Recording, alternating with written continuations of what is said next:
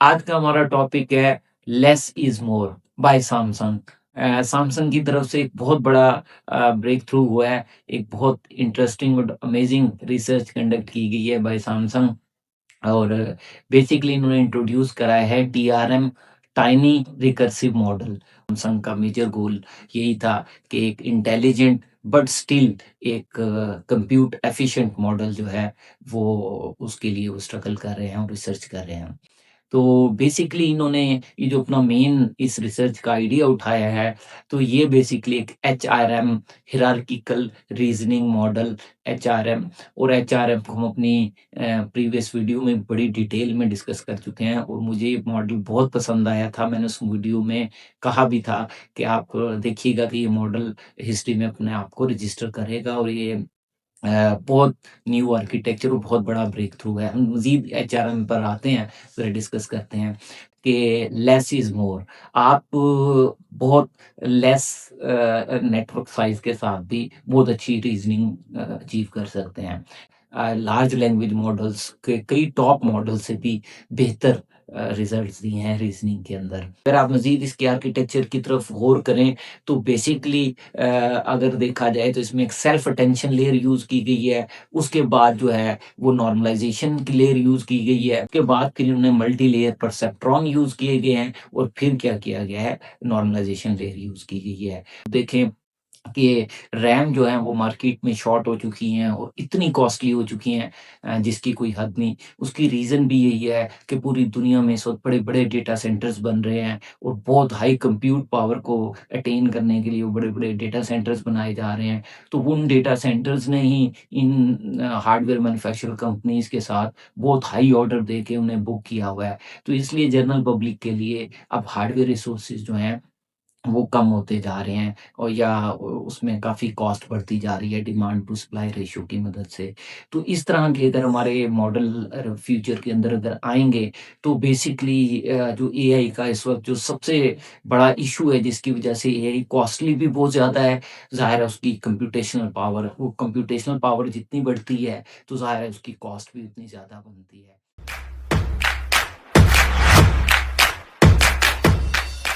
अस्सलाम वालेकुम।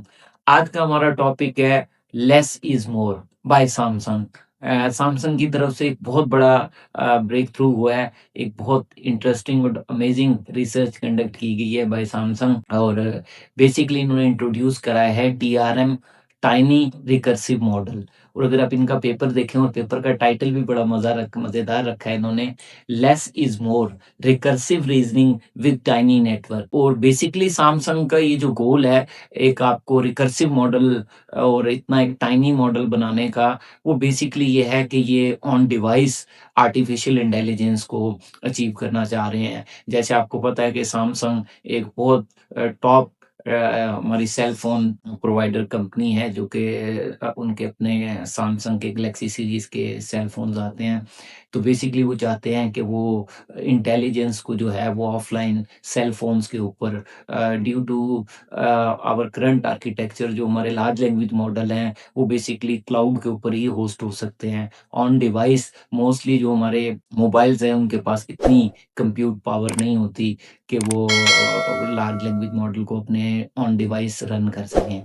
तो उसकी वजह से मेजॉरिटी केसेस के अंदर हमें क्या करना पड़ता है, हमें उसके इंटरनेट के ऊपर एक क्लाउड सर्वर पे प्लेस करके उसे ओवर द इंटरनेट एक्सेस किया जाता है, जिसकी वजह से लेटेंसी का इशू बहुत ज़्यादा आता है।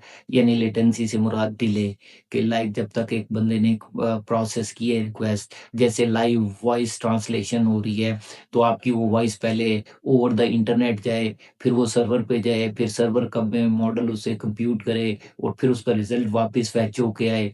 तो वो बहुत ज़्यादा रियल टाइम एप्लीकेशंस के अंदर और बहुत सारी इस तरह की जहाँ हम आर्टिफिशियल इंटेलिजेंस को इम्प्लीमेंट कर रहे होते हैं, तो उसकी वजह से काफ़ी लैग आता है और हम उन एआई फीचर्स को प्रैक्टिकली यूज़ नहीं कर पाते। दूसरी हमारे पास जो मेजर अप्रोच आती है, उसके अंदर हम क्या करते हैं, अपने मॉडल को श्रिंक कर लेते हैं। तो जब हम अपने मॉडल को मोस्टली श्रिंक करते हैं, उनको मोबाइल ऑप्टिमाइज़ करते हैं, तो वो मोबाइल पे एफिशिएंट तो हो जाते हैं, साथ के साथ दूसरा जो मेजर इश्यू आता है कि उसकी एक्यूरेसी जो होती है वो कंप्रोमाइज़्ड हो जाती है। तो परफॉर्मेंस को अगर आपने इम्प्रूव करना है तो आपको एक्यूरेसी कंप्रोमाइज़ करनी पड़ेगी। अगर आपको एक्यूरेसी हाई चाहिए तो ज़ाहिर है फिर आपको उसकी ऑन डिवाइस परफॉर्मेंस जो है उसको कंप्रोमाइज़ करना पड़ेगा। तो इसलिए काफ़ी ज़्यादा स्ट्रगल हो रही है कि हम इस तरह के मॉडल डेवलप करें जो कि कंप्यूट एफिशिएंट भी हों और एक्यूरेसी वाइज़ भी वो हाई एक्यूरेसी अटेन करते हों। तो इसी चीज़ में को सामने रखते हुए सैमसंग का मेजर गोल यही था कि एक इंटेलिजेंट बट स्टिल एक कंप्यूट एफिशिएंट मॉडल जो है वो उसके लिए वो स्ट्रगल कर रहे हैं और रिसर्च कर रहे हैं। तो बेसिकली इन्होंने ये जो अपना मेन इस रिसर्च का आइडिया उठाया है, तो ये बेसिकली एक HRM hierarchical reasoning model HRM और एचआरएम को हम अपनी प्रीवियस वीडियो में बड़ी डिटेल में डिस्कस कर चुके हैं और मुझे ये मॉडल बहुत पसंद आया था। मैंने उस वीडियो में कहा भी था कि आप देखिएगा कि ये मॉडल हिस्ट्री में अपने आप को रजिस्टर करेगा और ये बहुत न्यू आर्किटेक्चर और बहुत बड़ा ब्रेक थ्रू है। हम मज़ीद एचआरएम पर आते हैं, फिर डिस्कस करते हैं। तो ये सेंपिएंट इंटेलिजेंस में एक गुआन वॉन्ग नामी साइंटिस्ट हैं, जिन्होंने सबसे पहले एचआरएम हायरार्किकल रीजनिंग मॉडल पेश किया था। तो जिन लोगों ने वो वीडियो नहीं देखा हुआ तो उनके लिए मैं थोड़ा-सा यहाँ शॉर्ट रिवीजन करवा देता हूँ एचआरएम के मुतल्लिक। हायरार्किकल रीजनिंग मॉडल जो है ये बेसिकली बायोलॉजिकल इंस्पायर्ड मॉडल था, जो हमारे बायोलॉजिकल ब्रेन के अंदर होने वाली रीजनिंग को स्टडी करके डेवलप किया गया था।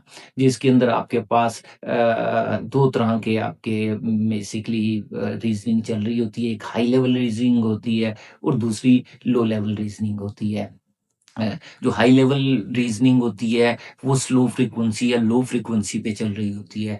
जबकि जो आपकी लो लेवल रीज़निंग हो रही होती है, वो बहुत ज़्यादा हाई फ्रीक्वेंसी पे चल रही होती है। और ये दोनों रीज़निंग जो है, ये आपस के अंदर रिकर्सिवली कनेक्टेड होती हैं और इस तरह इन दोनों के दरमियान रिकर्जन अचीव हो रही होती है। तो बेसिकली ये आपका जो आपका हाई रीज़निंग मॉडल है, वो भी इन्होंने बेसिकली एचआरएम जब यूज़ किया था तो आरएनएन को यूज़ किया गया था, रिकरेंट न्यूरल नेटवर्क जो कि सीक्वेंशियल डेटा के अंदर और सीरियलाइज़्ड डेटा के अंदर काफ़ी इनिशियल मॉडल थे जो हमारे शुरू के अंदर आए थे आरएनएन।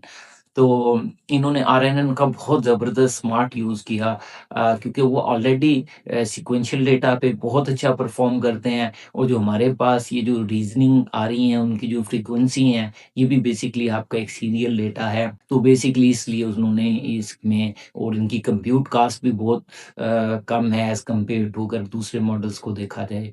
तो 2 आरएनएन को यूज़ किया गया, एक को हायर फ्रीक्वेंसी के लिए और दूसरे को लोअर फ्रीक्वेंसी के लिए और फिर इन दोनों के दरमियान रीज़निंग को क्या किया गया, रिकर्सिवली आइटरेट किया गया। जिस तरह आप भी कॉमनली अगर देखें तो आप भी कोई मेजर चीज़ के लिए रीज़निंग सोच रहे हो तो आपके ब्रेन के अंदर multiple major ideas, high level ideas चल रहे होंगे। फिर आप जब किसी एक हाई लेवल आइडिया को सोचते हैं तो ऑटोमैटिकली उसकी डिटेल्स आपके ज़हन में आने लग जाती हैं, अगर यूँ होगा तो फिर इस तरह चीज़ें हो जाएँगी और इस तरह हो जाएँगी और वो फिर आपके मेन आइडिया को जो ऊपर मेन रीज़निंग है उसे कनेक्ट करता है और फिर आप कहते हो नहीं दूसरा ऑप्शन क्या है, तीसरा ऑप्शन क्या है। इस तरह एक आपकी हायर लेवल रीज़निंग चल रही होती है और दूसरी आपकी लो लेवल रीज़निंग चल रही होती है। और लो लेवल रीज़निंग फ़ास्ट उन चीज़ों को इवैल्यूएट करके ऊपर हाई लेवल के साथ रिकर्सिवली ये आइटरेट होती रहती है रीज़निंग और हमने देखा था ये बहुत स्मॉल मॉडल था एचआरएम और इसने क्या किया था उस दौर के बड़े-बड़े लार्ज लैंग्वेज मॉडल को जो है रीज़निंग के बेंचमार्क में काफ़ी पीछे छोड़ दिया था और बहुत प्रॉमिसिंग रिज़ल्ट दिए थे। और इसी चीज़ को बेसिकली इसी एचआरएम को ही इन्होंने बेसिकली बेस बनाया है। बेसिकली ये जो रिसर्च कंडक्ट की थी ये सैमसंग की मॉन्ट्रियल के अंदर इनका एक रिसर्च इंस्टीट्यूट है जहाँ का जिसे एसएआईएल कहा जाता है। तो बेसिकली सैमसंग के एसएआईएल मॉन्ट्रियल ऑफिस में बेसिकली बेसिकली इसको रिसर्च किया गया है और इन्होंने अपना प्राइमरी फ़ोकस जो है वो एचआरएम को ही रखा है और इन्होंने बेसिकली एचआरएम के स्ट्रक्चर को सामने रख के उसको मज़ीद इम्प्रूव्ड करके बेसिकली ये टीआरएम बनाया है, टाइनी रिकर्सिव मॉडल। इसके अंदर भी इन लोगों ने ये कहा है कि लेस इज़ मोर। आप बहुत लेस नेटवर्क साइज़ के साथ भी बहुत अच्छी रीज़निंग अचीव कर सकते हैं। तो इन्होंने कहा कि हम एचआरएम की तरह ना कोई हमारे बायोलॉजिकल मॉडल है, ना हमारे पास कोई कॉम्प्लेक्स मैथमेटिक्स इन्होंने इंट्रोड्यूस करवाया इसमें और ना ही इन्होंने सिम्प्लिसिटी 2 लेयर इन्होंने यूज़ किए हैं और उसके साथ उन्होंने रिकर्जन को ऐड किया है। 2 लेयर्स विद रिकर्सिव बिहेवियर इन्होंने काफ़ी बेस्ट रिज़ल्ट दिए हैं। एचआरएम से ज़्यादा बेस्ट जनरलाइज़ कर दिया है मॉडल को।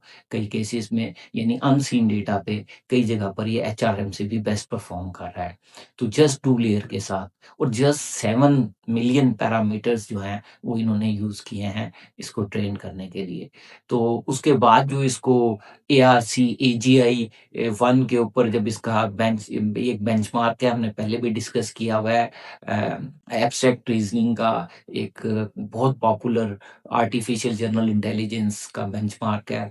तो ये भी 2 बेसिकली आपके आ चुके हैं बैंक में, एक एआरसी एजीआई 1 और एक एआरसी एजीआई 2। तो बेसिकली दोनों के अंदर ही इसने जो है लार्ज लैंग्वेज मॉडल्स के कई टॉप मॉडल से भी बेहतर रिजल्ट्स दिए हैं रीजनिंग के अंदर।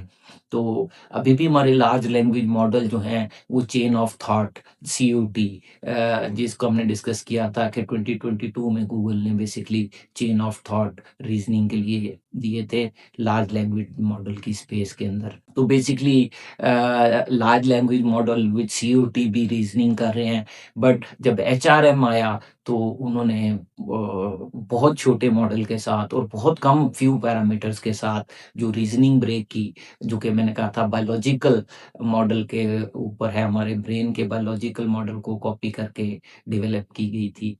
तो बेसिकली इन्होंने उन्हीं को उसी मॉडल को काफ़ी फाइन ट्यून करके जो है वो उसको यूज़ किया गया है। तो टाइनी रिकर्सिव मॉडल क्या करता है बेसिकली, ये अपने पास एक एम्बेडेड इनपुट इसे मिलती है।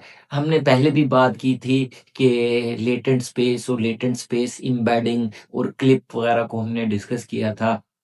तो बेसिकली हमने कहा था जो हमारे पास इनपुट डेटा आता है, पहले हम उसे क्या कर देते हैं, एम्बेड कर देते हैं एक लेटेंट स्पेस के अंदर। उसका हम एक प्रोबेबिलिस्टिक वेक्टर यूज़ करते हैं उस लोकेशन के अंदर उसको रिप्रेज़ेंट करने के लिए, स्पेस के लिए। तो basically word embedding descriptive information होती है उस लेटेंट स्पेस के अंदर, जिस स्पेस में उसकी लोकेशन से ही आपको उसके थोड़े से सेमेंटिकल मीनिंग मिल जाते हैं।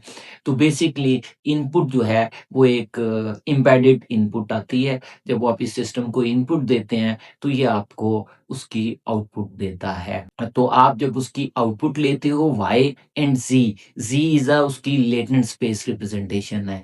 तो ये बेसिकली आइटरेटिवली आपके वाई को भी इम्प्रूव करता है जो आउटपुट का आंसर है, एज़ वेल एज़ ये ज़ी को भी इम्प्रूव करता है, यानी उसकी लेटेंट स्पेस रिप्रेजेंटेशन को भी इम्प्रूव करता है।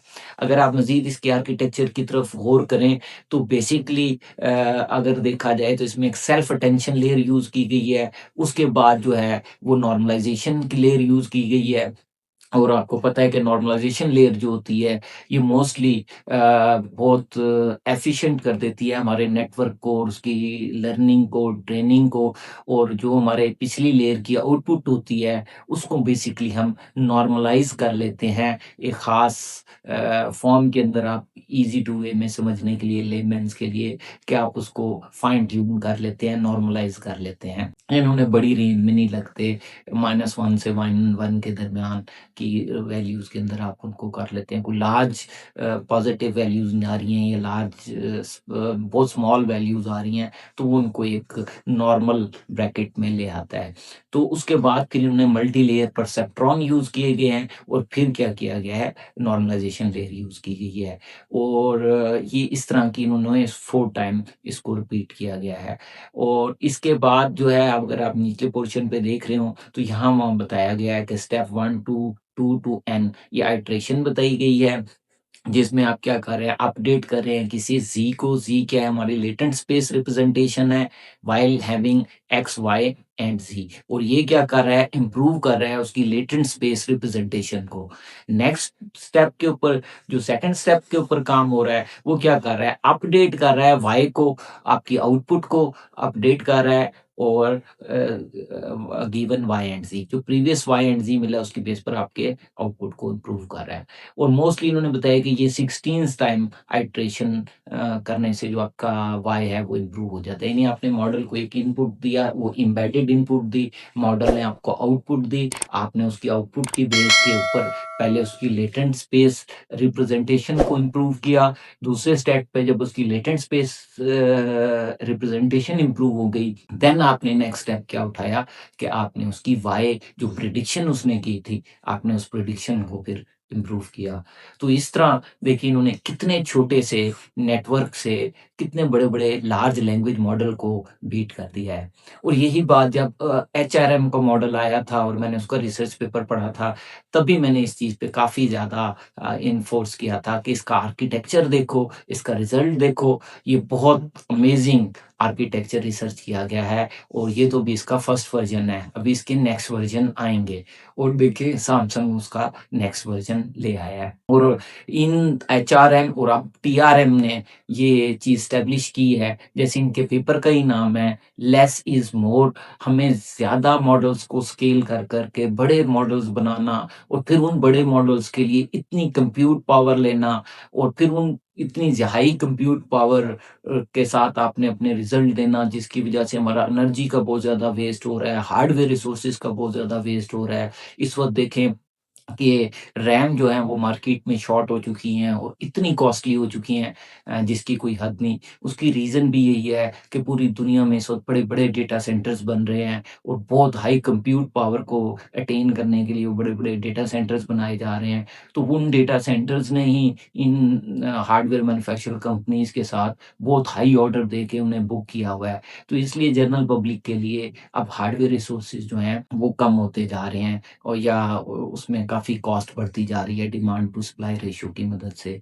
तो इस तरह के अगर हमारे मॉडल फ्यूचर के अंदर अगर आएँगे, तो बेसिकली जो एआई का इस वक़्त जो सबसे बड़ा इश्यू है जिसकी वज़ह से एआई कॉस्टली भी बहुत ज़्यादा है, ज़ाहिर है उसकी कंप्यूटेशनल पावर, वो कंप्यूटेशनल पावर जितनी बढ़ती है, तो ज़ाहिर है उसकी कॉस्ट भी उतनी ज़्यादा बनती है। इवन आज open source large language model भी अवेलेबल हैं, डीप सीक वगैरह के, और क्विन और लामा, इस तरह के। बट स्टिल अगर आप उनको कहीं भी डिप्लॉय करोगे तो आपका एक सर्वर कॉस्ट आएगा, आपकी उसके ऊपर नेटवर्क कॉस्ट आएगी, और वो जितनी ज़्यादा उसके ऊपर लोड आता जाएगा, उसकी उतनी ज़्यादा कंप्यूट होगा। तो बेसिकली लार्ज लैंग्वेज मॉडल अच्छा रिज़ल्ट दे रहे हैं, अच्छा वर्क कर रहे हैं। स्टिल हमें ज़रूरत है इस तरह के जो कि स्मार्ट मॉडल्स की, जिनकी कंप्यूट एफिशिएंसी भी बहुत कम हो और उनके रिज़ल्ट भी बहुत प्रॉमिसिंग हो। जैसे अभी इन्होंने टीआरएम में किया है, और मुझे लगता है कि सैमसंग इसको काफ़ी आगे तक लेके जाएगा, वो इन रिसर्च को काफ़ी कंटिन्यू करेंगे। जैसे हमने कहा, क्योंकि इस तरह के मॉडल्स की सबसे ज़्यादा सैमसंग और इनको नीड है, ताकि अपने ऑन डिवाइस इंटेलिजेंस जो है वो अचीव कर सकें। जैसे हमने पहले भी कहा था कि जो ऑन डिवाइस इंटेलिजेंस के 2 फ़ायदे हैं, एक तो बहुत फ़ास्ट है, आपको इंटरनेट के ऊपर लेटेंसी या डिले नहीं आता, और दूसरा आपकी प्राइवेसी भी रहती है। जब आपका डेटा किसी और सर्वर पे जाता है, तो उधर ट्रेंड होता है, तो उसमें प्राइवेसी भी कॉम्प्रोमाइज़ होती है। तो इस तरह आपको डबल फ़ायदा हो जाता है कि आपको आपकी कंप्यूट पावर भी आपके ऑन डिवाइस के ऊपर होती है, और जिसमें कोई लेटेंसी या डिले भी नहीं आता, और वो भी आपकी प्राइवेसी भी रहती है। और जिस तरह हमने कहा कि असल मज़ा तो तभी आएगा जब हम हमारे जो ये मॉडल हैं, ये एज कंप्यूटर्स के ऊपर काफ़ी रिज़ल्ट्स देंगे। तो ये था basically tiny recursive model by Samsung. इस तरह की और मज़े-मज़े की रिसर्च के साथ आपसे मिलते रहेंगे। Wish you good luck. अल्लाह हाफ़िज़।